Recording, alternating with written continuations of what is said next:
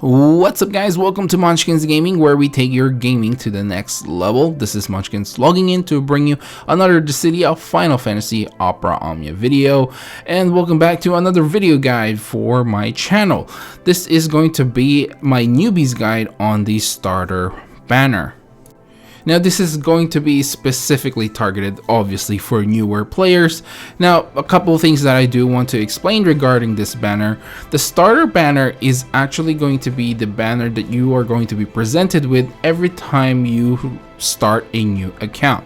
It lasts for about a week, as far as I remember, and it is going to be a somewhat decent banner for a new account. Now, before we do start this video, I do have a couple of notes that I want to let you guys know, and it's regarding specifically for this video.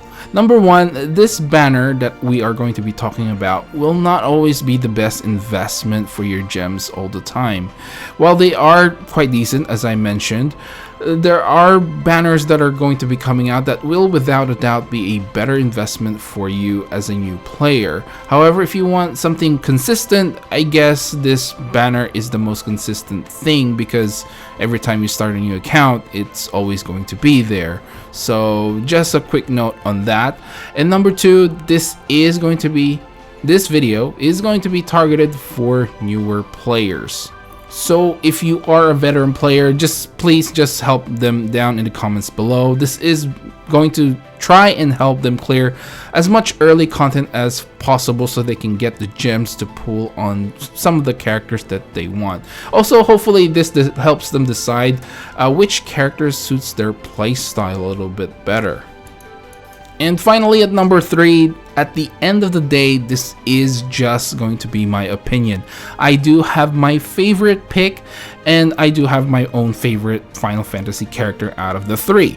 So yeah, at the end of the day, you have your opinion. You're more welcome to leave it down in the comments below. This is specifically more for the veteran players out there, and hopefully can help you decide which character to pick out of the 3.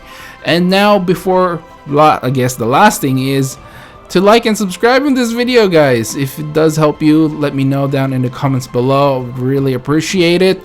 And without further ado, let's start this video. Alright, guys, so we'll start this off with the poster character for Final Fantasy. Is going to be Cloud. Now, there are a few pros for Cloud. He has the most utility out of the 3. He can launch, can paralyze, can delay, can dispel.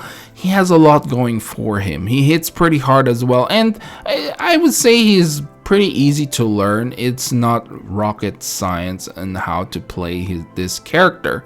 He does obviously have some cons as well, and we're gonna be doing this for other characters as well anyway. So he does have sort of like the middle ground when it comes to splash damage between the 3 of them. You can probably say this is a pro as well. This is one of those things where, it's either a pro or a con, depending on how you look at it. I just compare it with, the 2 other characters. He's sort of in the middle ground, and obviously the best one up there is going to be a pro for that character. So that's just how I did it. He's a little bit on the slow side, and you do need some weapons to max limit break to use some of his utility more effectively. And we'll be going through that on this weapon order. So this is sort of like my own preference to which weapon you should try to aim for this. If you do decide that you like Cloud as the character, right? I think the LD weapon is the most important one to get first, and the reason being, this is the main source of his splash damage, and what you really want are those splash damage. They're gonna make things so much quicker in clearing early content. So his LD weapon is the first one you really have to get if you want to use Cloud effectively at the early stages of the game. When you get to the end game, you do need all of them max limit broken. So LD weapon first and 15 CP weapon next. And the main reason for this increases the possibility of you inflicting paralysis on the enemies. So like I said earlier, there are some weapons for Cloud that, you know, you need to max limit break in order for him to use his utilities effectively. Next one is going to be EX weapon, and honestly, you can kind of skip the rest here, but for me personally, his EX I think is worth getting because you get that really great buff, plus you get, you know, splash damage once again. It's not consistently there because EX weapon are charge ability, so you have to wait for it to fully charge up, but yeah, EX weapon, and then go for his 35. And honestly, if you do want his burst, you can go ahead and get it. His World of Illusion weapons is going to be one of those rare weapons that you can buy off in the power tokens, and I mean weapon tokens, and you know, it's going to make him be able to use his dispel whenever he attacks. So it's just one of those things. Honestly, the priority here is really just the LD weapon and the 15 CP, and I guess you can just grab the rest in any order. Alright, so next up we have a Squall. Now, Squall has a lot of things going for him. He recently got a rework which makes him one of the characters to have this insane HP splash damage. He hits pretty hard now, and he's probably the most easiest one to learn, with basically every one of his abilities doing almost the same thing, just giving him different buffs. And honestly, this is for my own personal preference. Once again, you only need his 35 CP weapon to be quite effective in the early game, so you don't really need to invest on a lot of resources if you do decide to pick up Squall. And if you do get his 35, and you can just go and, you know, try and clear the early content as much as possible. Now, the cons is it probably the most no utility. That doesn't even make sense. He doesn't really have any utility for anything really. His main utility is just splash damage, so, and he hits hard, and also he is a bit of the slow side as well if he doesn't have any buff active. Now, as for the weapons order, like I said, 35 CP is really what you want here. If you have this, that's basically a done deal. But the other option is, if you do get his LD weapon, that is another option for you. So if you didn't get the 35 CP for whatever reason, because I mean it has a higher chance of drop rate, but instead you get his LD weapon, I mean, that's already a win. The only reason why the 35 CP is higher there in this ranking is basically because 35 CP actually has a higher chance of dropping and makes it much easier for you to leave the banner. So, but if you do get the LD weapon, that's alright as well. Hey guys, it's Future Munch here doing the editing, and I realized I actually didn't really explain why the 35 CP weapon is important. Now, the reason why the 35 CP weapon is important, in my opinion, is this grants Squall two very important buffs. Well, I guess either buff will do, but he gets an attack up and a max brave up buff.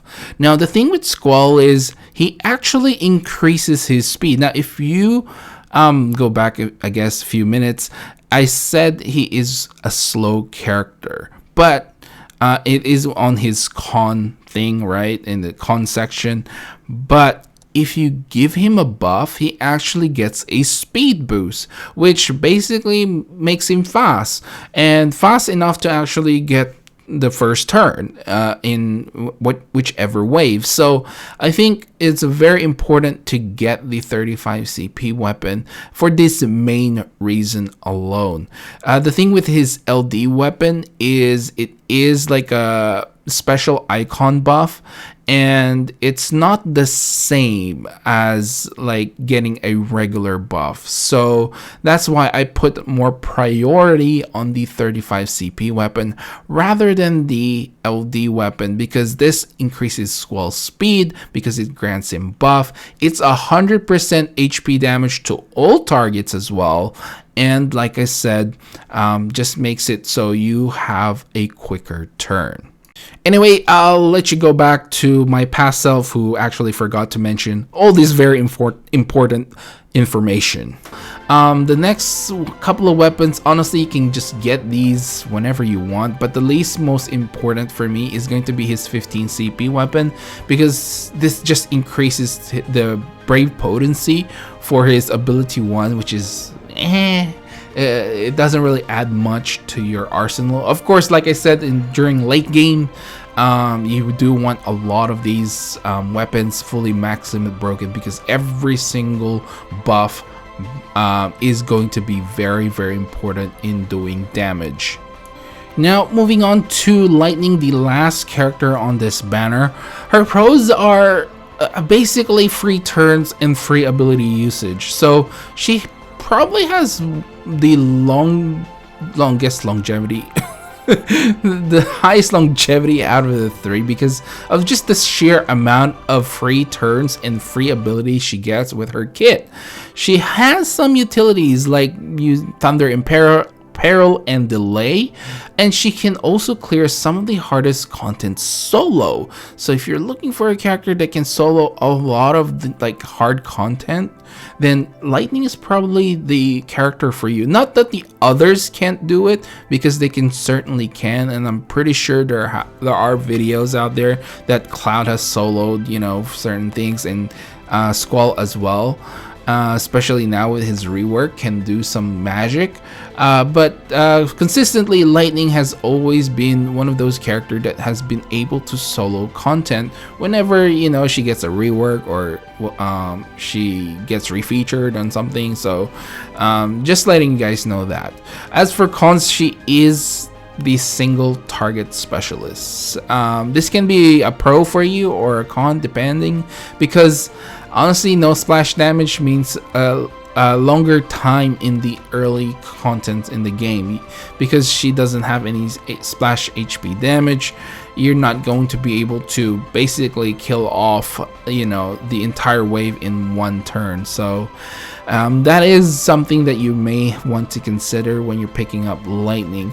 And the other thing is, she is actually probably the hardest one to master out of the three, because of the rotation can go a bit all over the place, especially if you don't know how she works. So but obviously it's not like I said, it's not like rocket science. It's just out of the three, I think she is the more difficult one to learn. Now, as for weapons, for Lightning specifically, I think this is one of her other cons, is you actually want everything for Lightning.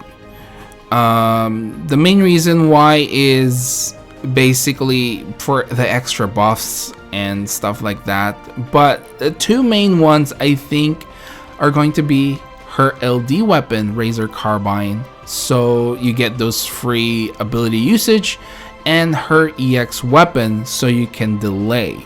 So these are the two important weapons to get for Lightning, and then everything else can just come in later. But like I said, I think she needs everything, because honestly, out of the three, she's probably the one with the less firepower in terms of just raw attack power. So you do want those extra brave damage, but again, in early content, you can probably just one-shot everything. But with Lightning, you will have to keep constantly tapping and killing monsters one by one. So that's the thing. And it's not like her weapons are going to make that easier, but I think if you're picking Lightning, you're picking her for her endgame content stuff. So early content wise, I mean, she's still okay. It just takes time, and it gets tedious. But I think for people who are going to be picking lightning are kind of people like looking ahead, and trying to clear as much content as they can, like with a solo character. Not that the other two can't. Like I said before, they can certainly do that. And now with Squall's rework, I think Squall has more viability with the current Lufenia stages or Lufenia difficulties. So Lightning sort of has fallen off a little bit there, but Squall is like the end game character for Lufenia difficulty right now. So a lot of people are going gaga over Squall, and Cloud can do decently in Lufenia stages as well. I've actually used him on currently in a Lufenia stage, so it's not like these three cannot do endgame content and only Lightning can. It's just Lightning is able to do it by herself, not Lufenia stages, but some of the even like the chaos stages. There are some videos out there that you can find that, you know, Lightning will solo those, whereas the others can't because they don't get free turns, or you know, they don't get delays and stuff like that, or not enough delays. So just something to really hammer home to you guys if you are investing on Lightning. Well guys, we are finally at the end of this video, and of course I'll give you guys my final pick.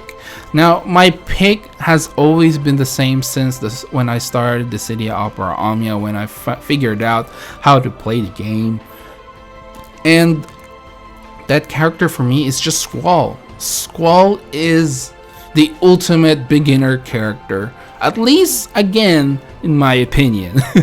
He has the splash damage to clear early content. Honestly, when I started my JP account, he did a lot of the heavy lifting there. Of course, Cloud did his best as well to pick up the pieces that my Squall isn't able to kill off in one shot. But at the end of the day, Squall was my source of, I guess, gems because he was so fast in clearing content. I managed to get enough gems to pull on other banners. So I think for me personally, Squall is the best beginner character, but like I said, the other two are pretty decent as well. You can certainly use these three characters if you manage to get all of their weapons right. You can use these three characters to pretty much clear the early game content. But like I said, this is not always the best banner to pull on. There are banners that are going to be much better than the starter dash banner, but if you want something consistent, like a consistent, you know, character throughout the throughout your playthrough, these three, you know, they're pretty good. And like I said, for me personally, Squall is the best, and now with his rework, being able to bring him along in Lufenia stages is just insanely, he's just insanely good. Now he does have follow-up attacks, which is crazy, more splash damage, more HP damage, and yeah, but that's just my personal opinion. What do you guys think? Leave down in the comments below which one you prefer to be your starter character out of the three. Lightning is my personal favorite character in the Final Fantasy, but unfortunately for me, Squall just takes the cake on this one in terms of, I guess, early game content clearing. So that is it for this video, guys. Remember to click like and subscribe if you haven't already. It does help the channel and I would really appreciate it. Follow me on Twitter and on Facebook at Munchkins Gaming. This is Munchkins logging off. Thank you very much for watching, and I will see you guys in the next level.